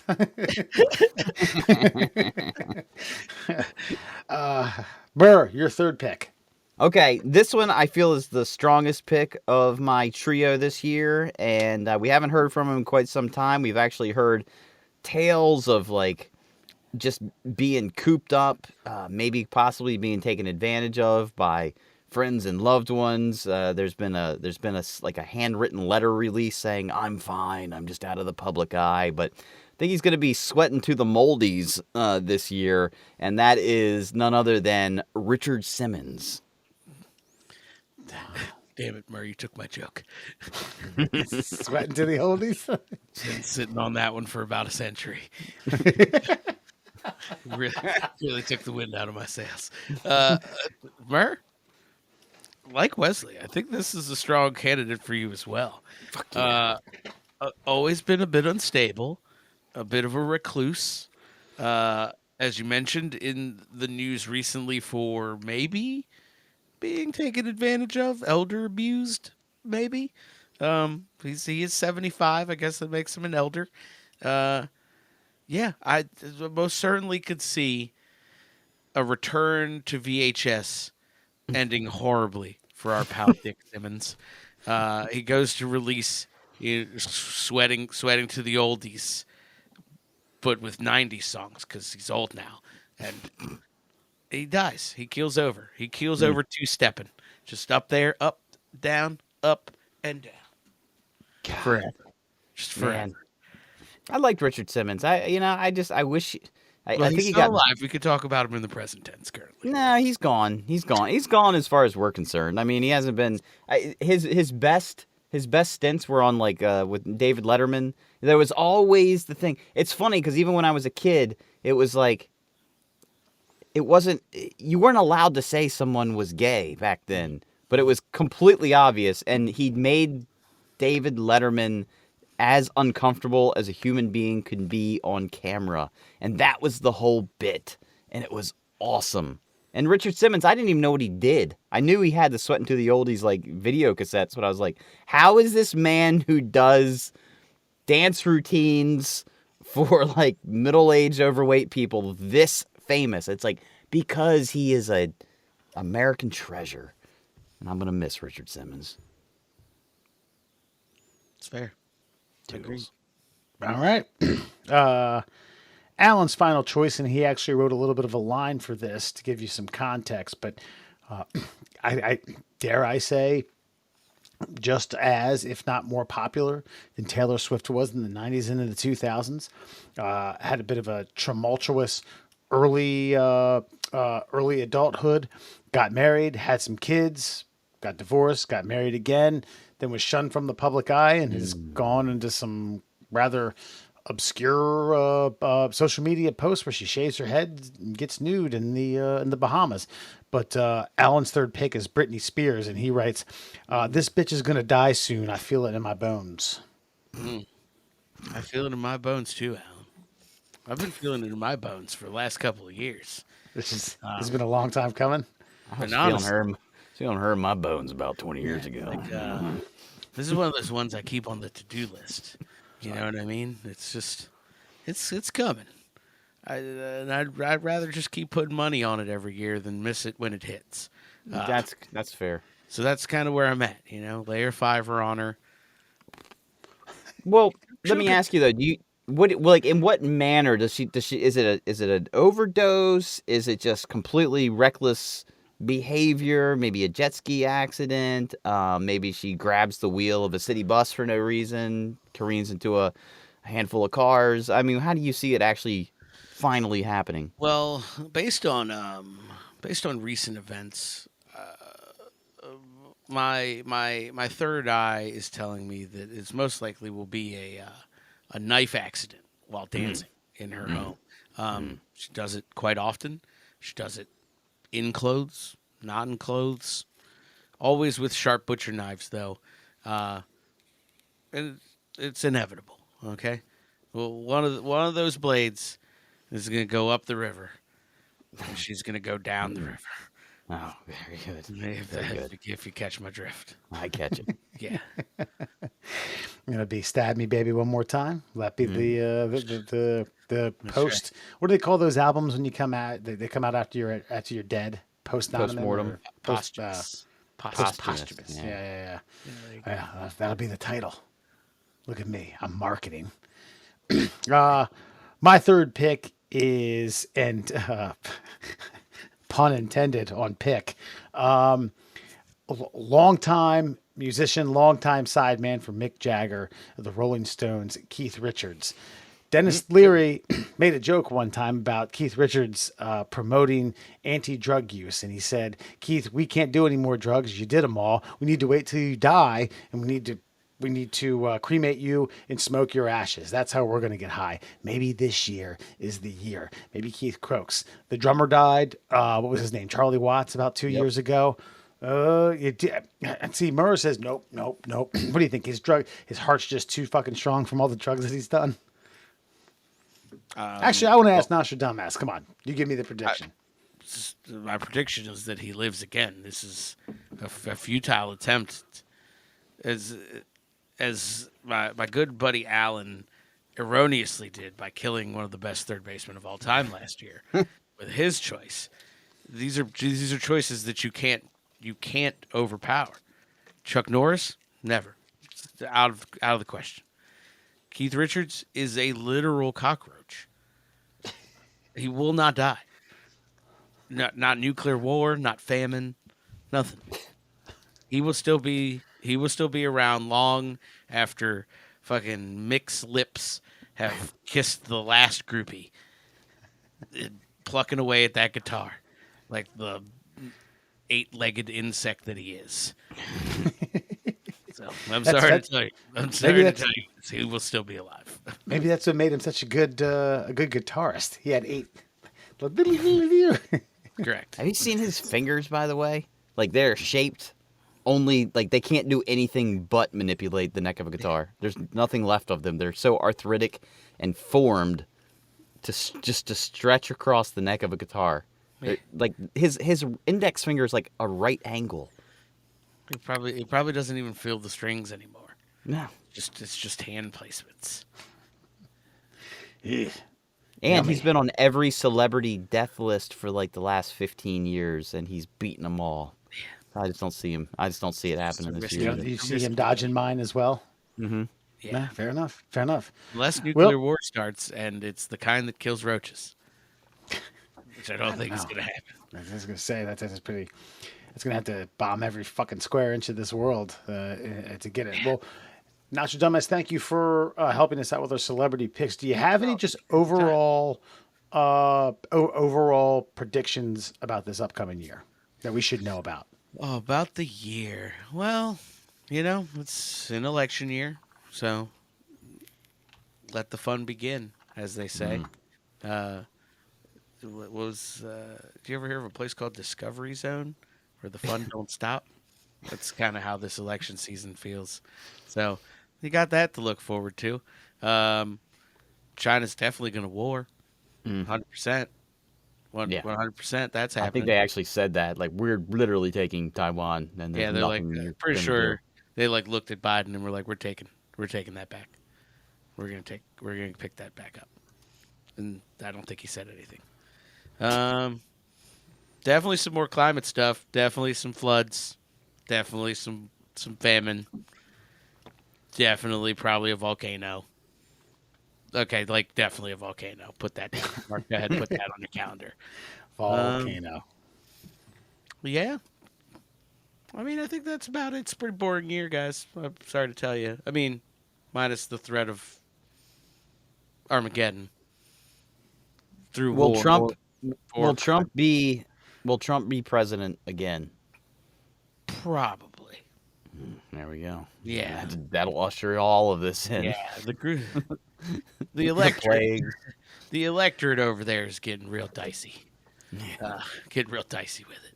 So, most likely, probably. Unless he's in jail, which also probably won't happen. Probably won't, and probably. I like it. Listen, I'm not saying that the United States will be a kingdom by the end of 2024, but you should probably start kissing some boots. Find your liege lord and commit yourself to him now. Yeah. Well, good thing for me, I'd deep throat the whole boot. The whole thing. That's good. That's good. That's a good start. Develop a taste for boot. Because it's coming. Well, thank you, Nostradamus. Obviously, we It was hope a to get you pleasure. back in 2024 to either confirm or, make fun of you or congratulate you on some of these predictions. We look forward to another successful year of your fortune telling. Well, I appreciate it, guys. You have a happy new year. Be safe. Don't drink too much. If you do, drink some water before you go to bed. And remember, we're all just going to die soon anyway. All right, good. So, happy outlook for 2024. Thank you. Yeah, no problem.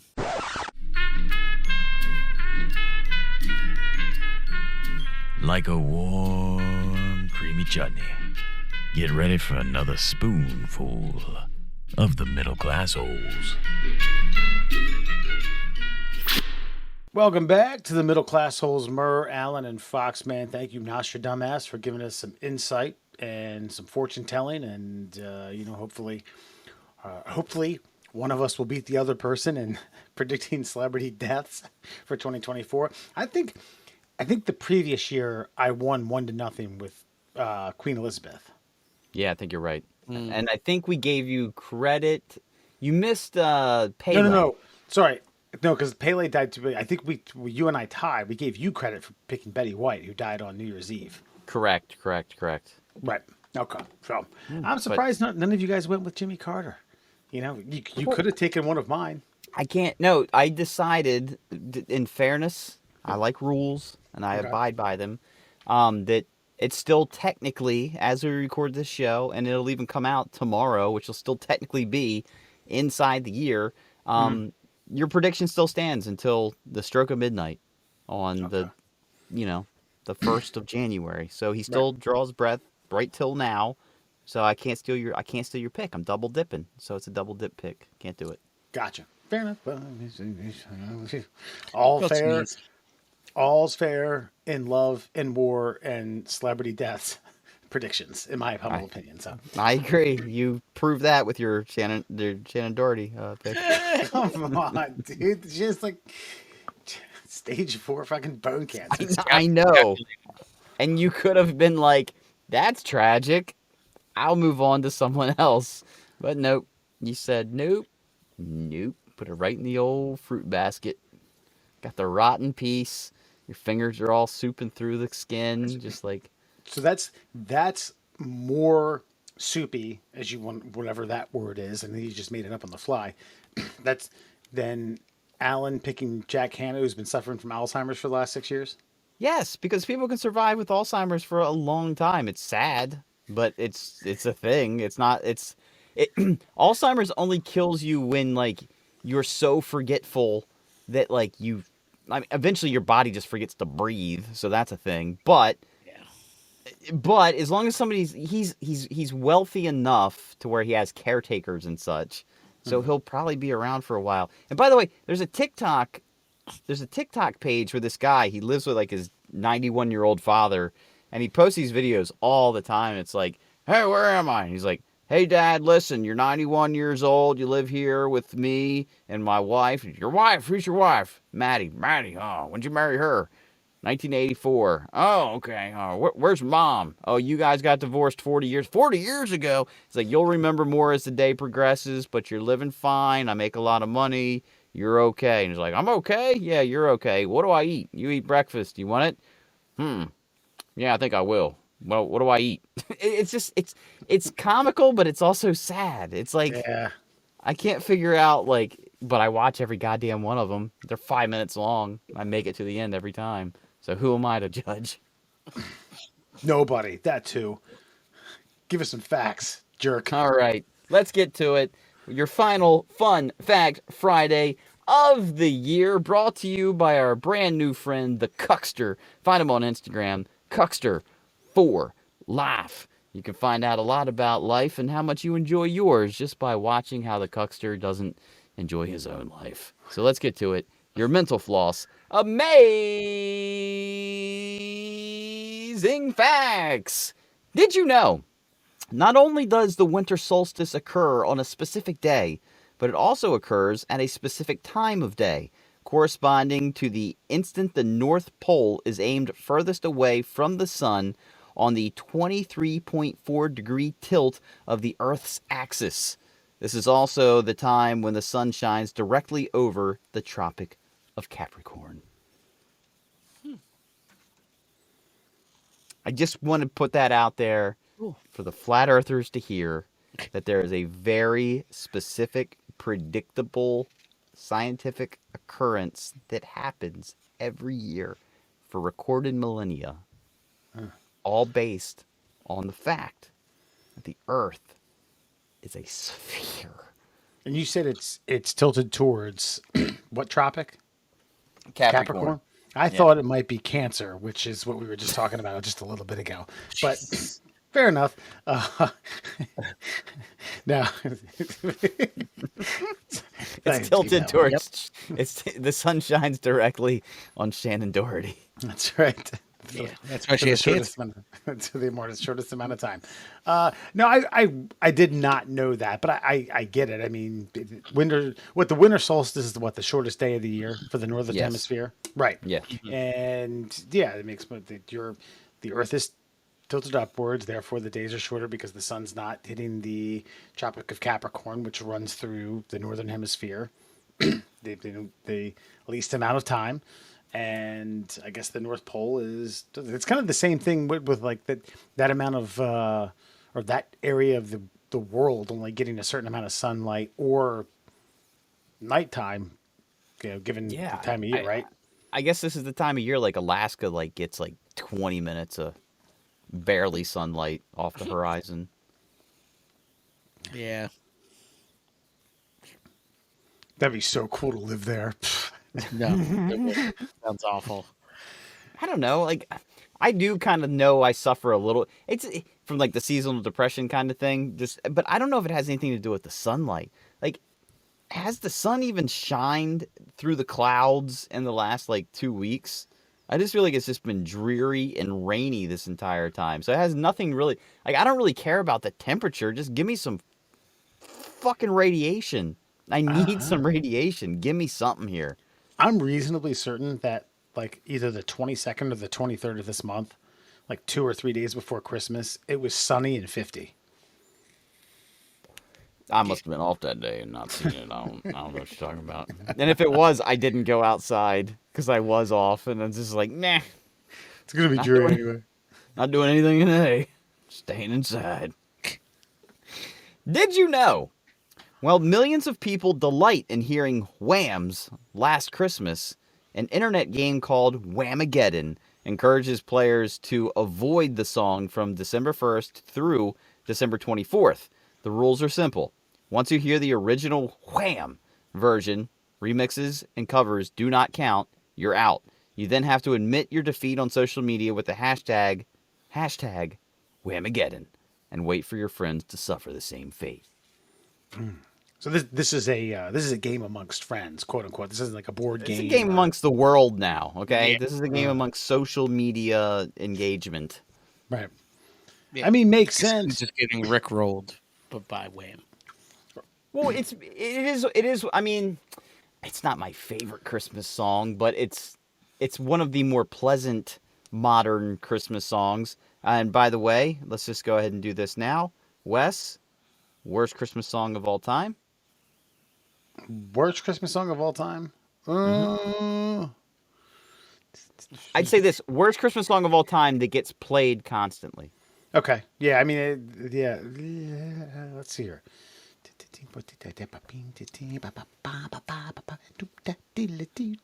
trying to think here. I'm trying to get myself in the I've tried to shut the door on Christmas music about 3 days Alan? ago. Right? You asked for what? Worst? Yes. I mean, I could answer this. So, That's I mean, hard. there's one that gets played around here a lot that I hate, and it's Dominic the Donkey. I fucking hate it. that is. That's just good. Don't. Okay, You don't good. want to know what it is. I don't want to. It's Well, I an think I know Italian yours. thing, and it's terrible. Mainstream one, fucking.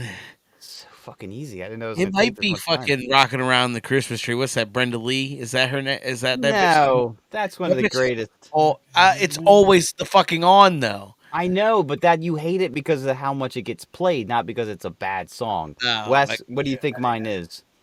And she says Simply having fucking pie. Simply having Wonderful Christmas by Paul McCartney. Oh, yeah, that's terrible. I didn't really hear that much this year though, so that was out of my mind.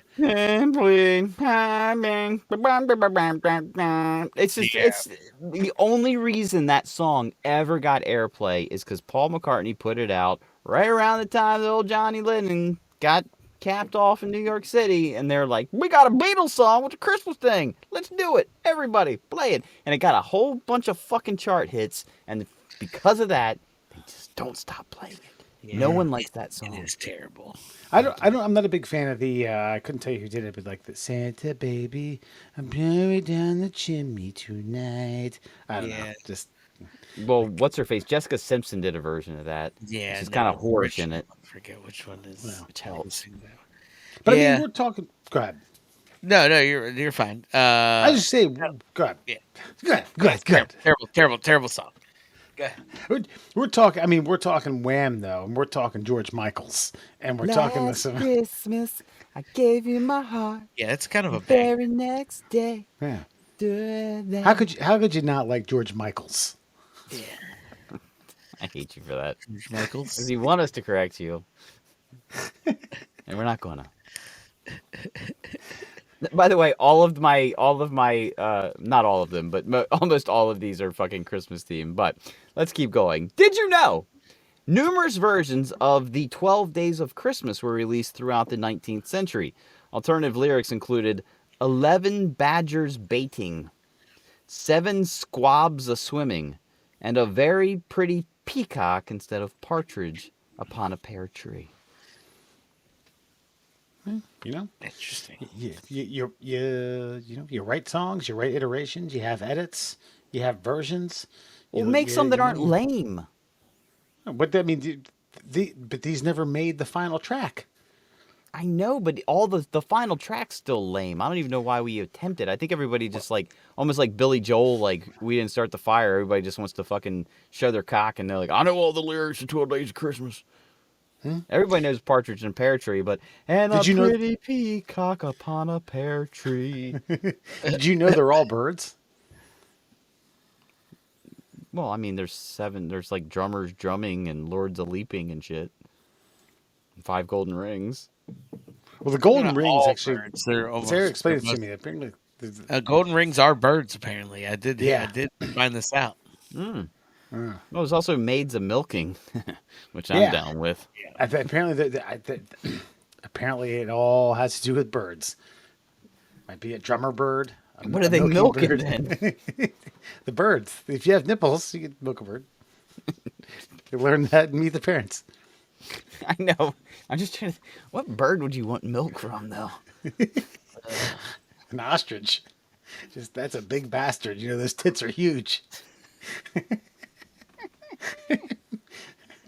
Give me some of them breasts. No. Okay. Did you know army ants that misinterpret the scent trails left by other ants will sometimes break from the crowd and march in circles? If enough ants join, they can form a massive death spiral. Now, I don't know if that's a death spiral of like the ants are going to just march until they die, or if they amass enough and you run upon them, they're just going to fucking kill you. What if they just suddenly realize that they're not part of the same group or tribe, then just start killing each other? You know, war breaks out. Yeah, that's the way I think of it. Just a bunch of dummies like, yeah. Who the fuck are you? Yeah, because I learned like about like the whole like scent trail thing. So anytime I see a bunch of ants, I'll take my finger and I'll run it across the line that they've been walking on, and then finally like one of them will just be like, huh, and they'll like left, right, and then they just start going aimless, and then a couple other ants will join them, but then I just stomp on them. I've never seen what actually happens after that. Because you're worried about the death circle. Of Yeah, course. that's right. I mean, who can blame You you? don't want to step right in the middle of death circle, man. It's right in the fucking title.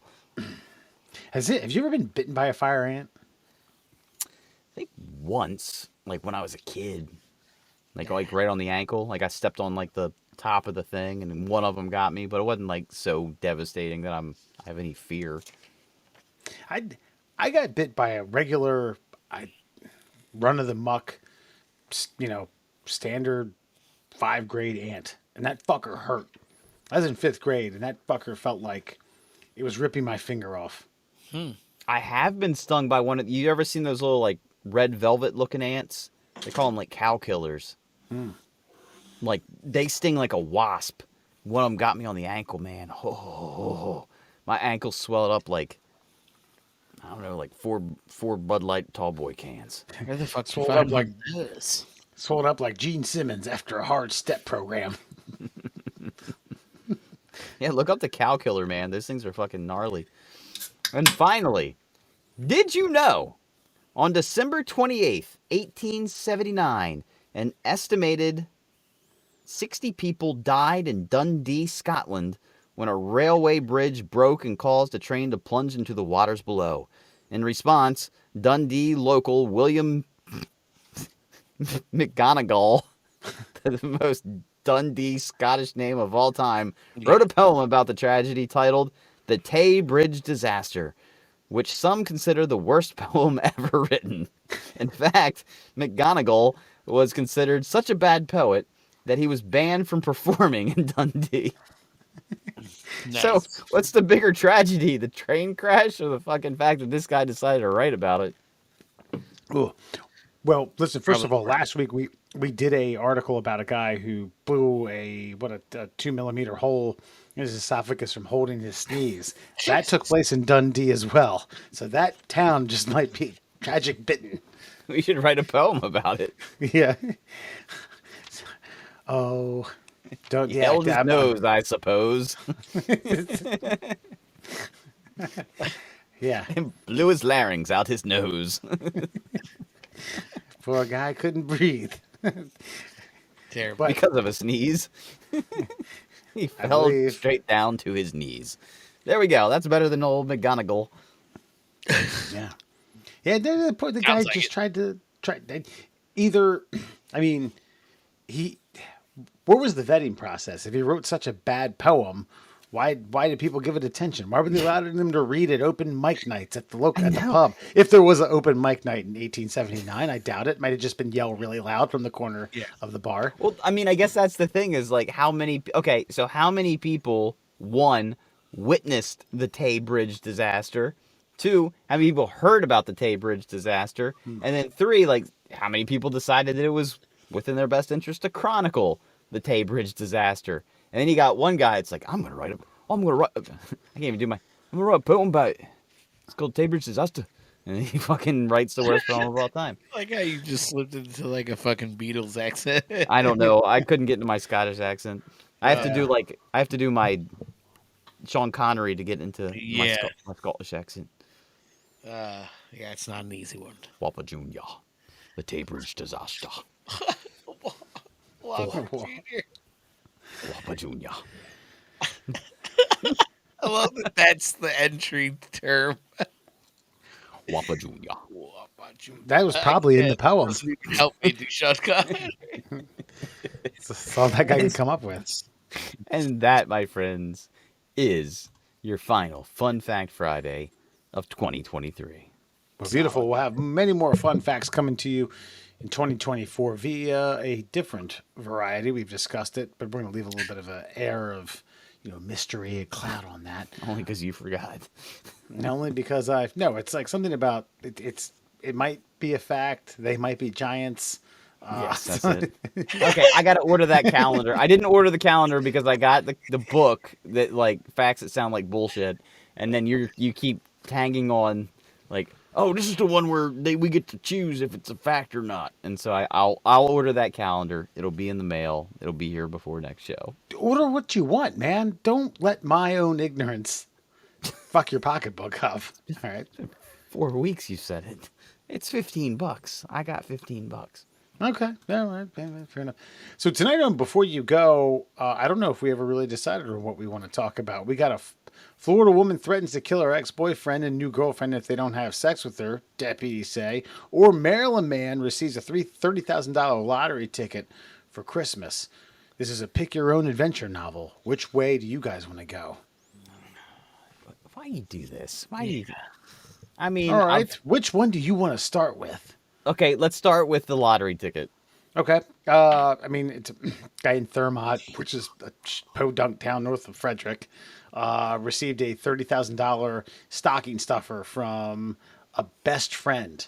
So listen, oh, by the way, if you were curious about what type of scratch off it was, is a peppermint payout multiplier ticket. I know that was a real cliffhanger there. I guess my question is what's the protocol or etiquette for gift giving such as this? Like, hey, stocking stuffers, let me watch you scratch this fucker off for 15 seconds and watch you go, did I win anything? Did I win anything? No.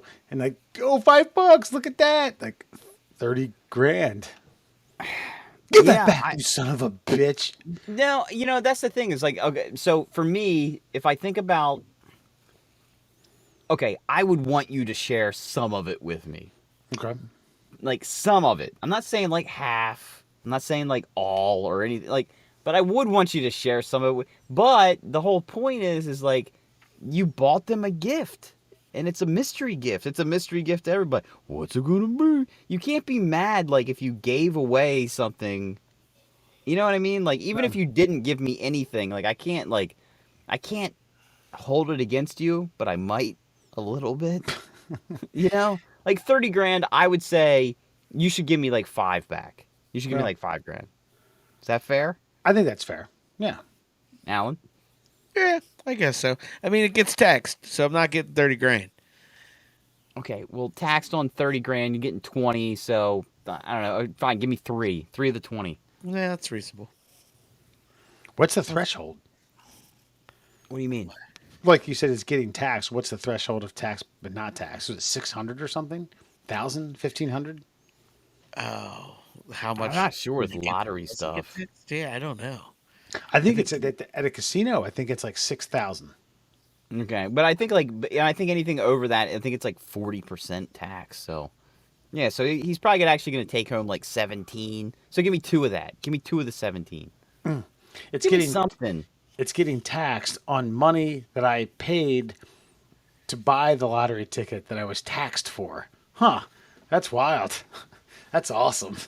Yeah, but nobody complains because it's so much money when you get it. It's like, fuck it, you have take as much as you want. I don't care.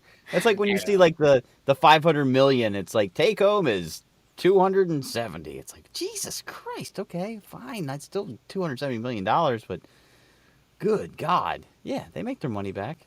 And Well, they don't give it to anything. I don't know where any of that money goes. Because right now there's a big fight in Cecil County. Like, they might not have sports next year. It's like, we have a casino. Where's the money? Wait, so the county might not have sports? If they do, you're going to have to pay for them. Like, you're going to have to, like, pay to play. So, like, I don't know, like $70 a kid or something. Yeah, sell some candy bars. We always did that. And by we always did that, I mean, my mom would just cut a check. I mean, my brother would eat fucking 40 candy bars over the course of the week. Exactly. And the kids that need to play sports the most are the ones who can't afford to play sports. That's the problem. Yeah. So we're all in agreement. Friend should give other friend a percentage of their winnings. Yeah? Sure. I think that's right, right? Yeah, I mean, I think it's nice. It's a nice thing to do. Yeah. Yeah. But wouldn't it end? I'm not saying it would completely end a friendship, but at $30,000 and you didn't offer me something, I kind of feel like that's such a dick move that it would like. Like if you have to ask for it.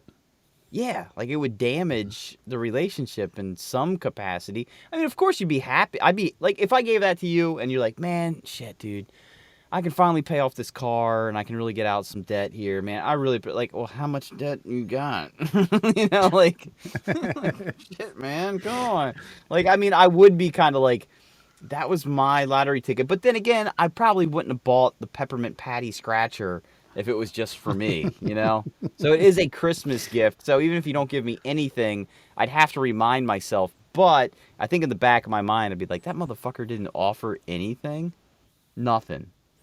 Well, to be fair, it is the Peppermint Payout multiplier ticket. I Okay, just wanted sorry. to shed some light on the authenticity of what you're talking about. You said it as if you know what you were talking about.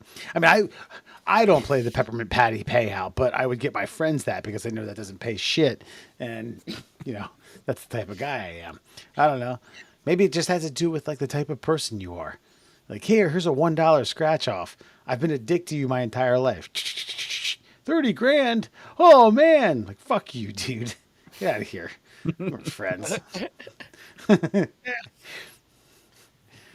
God, I don't think I've ever won more than $20 on a scratch off. Not that I played them a bunch. You've probably won about 50 times more than I've ever won on a scratch off then. I think I've won $5 and I've won my money back on several occasions. That's it. Nah, I've definitely won like $100, like once or twice. And I've won like, $1 or $2 or $5 a bunch of times. Actually, I will say somebody gave us a roll like for like a wedding thing. Nice. And like we won after scratching off like 100 tickets, I think we made out with like $250. And arthritis in your wrist. Yes. There's just like silver dust all over the kitchen. Break out a shot vac. So, okay, we'll move on to the next one. A Florida woman, of course, threatens to kill her ex-boyfriend, his new girlfriend, if they don't have sex with her, deputies say. So, Cynthia Ann Ray, and I'm going to share my screen with you guys to get a good look of the mugshot. Hold on, wait, before here. you do, let's continue. Just before you do, continue the story. Okay. Yeah. A Florida woman has found herself behind bars after sending a series of threatening text messages to her ex-boyfriend, including a threat to kill him and his new girlfriend if they don't have sex with her. And by they, him and his new girlfriend, according to an arrest affidavit from the Lake County Sheriff's Office. Cynthia Ann Ray, 38, was arrested and charged with aggravated stalking and sending written threats to kill after the incident that unfolded Christmas Day, deputies say. So... I'm just gonna go out on a limb here and say like, no hot chick has ever threatened to kill somebody if they don't have sex with them. So feel free to share at any point now. That's right. Now, bear in mind, I'm always willing to give people the benefit of the doubt. This is a mugshot. This may have been very emotional. She may have been crying for a couple hours. There may have added to some blemishes, some smearing of makeup, some puffiness. Right. But you be the judge. Okay. Hold on.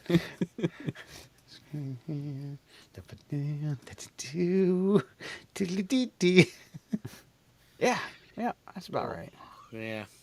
Yeah. And that's, hey, listen, just so you know, that's 38 years old.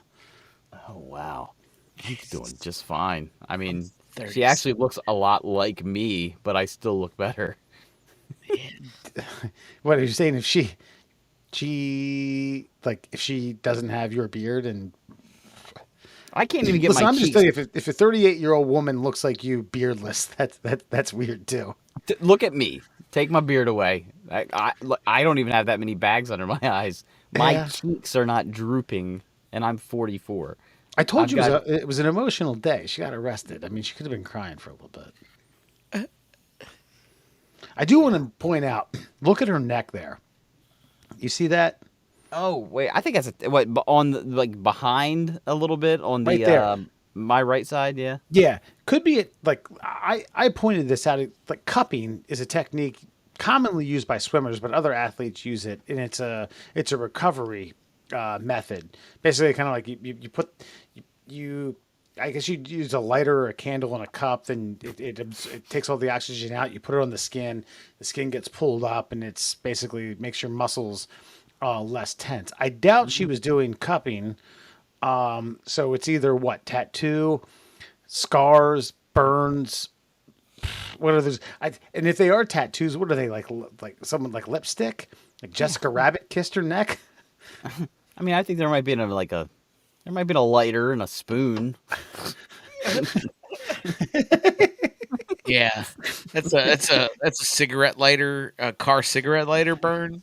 She's driving around in like a '96 fucking Chevy Caprice. Yes, she doesn't You're strike right. me as That is a car cigarette lighter burn. You're absolutely right. And why is there 3 of them then, Alan? Oh well, the good the, weekend. The first and second ones are to make sure that she still feels pain, and then the third one is for the effect. You know, Yeah. That's the money. That's the money shot, if you will. you gotta test it out. And she's, of course, she might be from Dundee. She's got Scottish overalls on. It's true. Well, I have a feeling her bridge collapsed a long time ago. Ah, Christ. Well, do you have any? Do you have a hunch that the ex-boyfriend and the girlfriend opted to, like, you know what? Kill, no kill, murder, no murder. Let's have a threesome just to bury the hatchet. Wait, what was that Could question? you imagine? So I said, like, she went to jail for threatening her ex-boyfriend and his now girlfriend to kill them if they didn't have sex with her. In, of course, a super romantic, exotic, just spank bank for the rest of your life threesome. Yeah. She's in jail. Do you think the new couple mulled it over and aired on side of yes? So like, yeah, we could do that. We could. Just saying, it's kind of depressing, really, when you break it down. Because, like, I would say the type of dude that formerly dated her, one of his life goals is probably 2 chicks at one time. Man. And he turned that down. Yeah. So, you know, I just think got to really kind of take all these little elements and put them in that spoon and really melt them down. That's a good point. Yeah. All these red flags. If the neighbor from Office Space was turning down the threesome because he didn't want to get in the crosshairs of cigarette car lighter from a Buick or whatever the fuck you said. Definitely a in her neck 3 LeSabre. times. Definitely LeSabre. LeSabre trace times. Then that just said, like, even that guy was like, man, 2 chicks at one time. I mean, I can't do that with this bitch. Yeah, damn. That. Bravo. Well put. Yeah. That sheds some light on the psyche of these folks. It's real winners. The great state of Florida. Well, Alan, let's let all the threesome denied individuals, all the neck burn victims via electrical lit cigarette outlets, and anybody else who might be interested in just a really funny knockout, drag out, bust your ass up podcast where you can find us.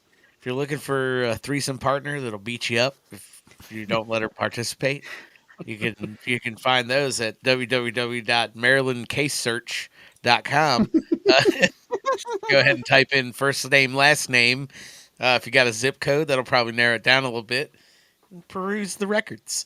But if you want to hear us run our fucking mouths, then you can check us out on all your favorite social media pages. We're at MDL Classholes on Instagram and Twitter. We're the Middle Class Holes on Facebook and TikTok and fucking, I don't know. What else? eHarmony, Farmer's Daughters, fucking Christian Mingle. We're definitely on Christian Mingle heavy. We're on there fucking daily.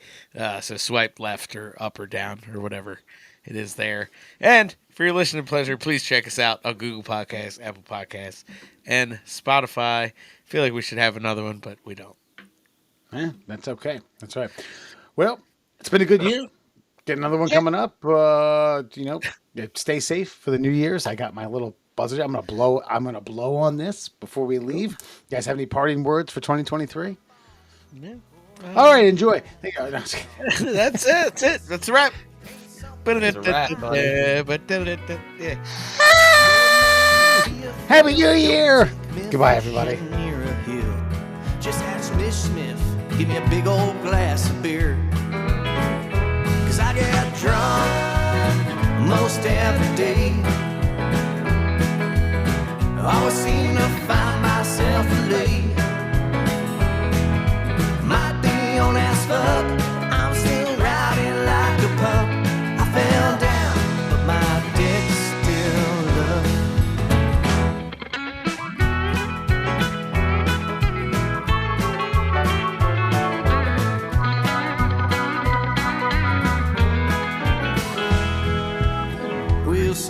I may need a hand when I'm just too drunk to stand.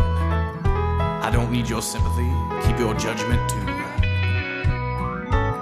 'Cause you just give it a little pull, and my dick's strong like bull, ready to satisfy my woman whole night through. I get drunk most every day. Everyone knows Scooter is a gay. Might be on his foot, I'm still riding like a pup. I fell down, but my dick's still up. I fell down, but my dick's still up. I fell down, but my dick's still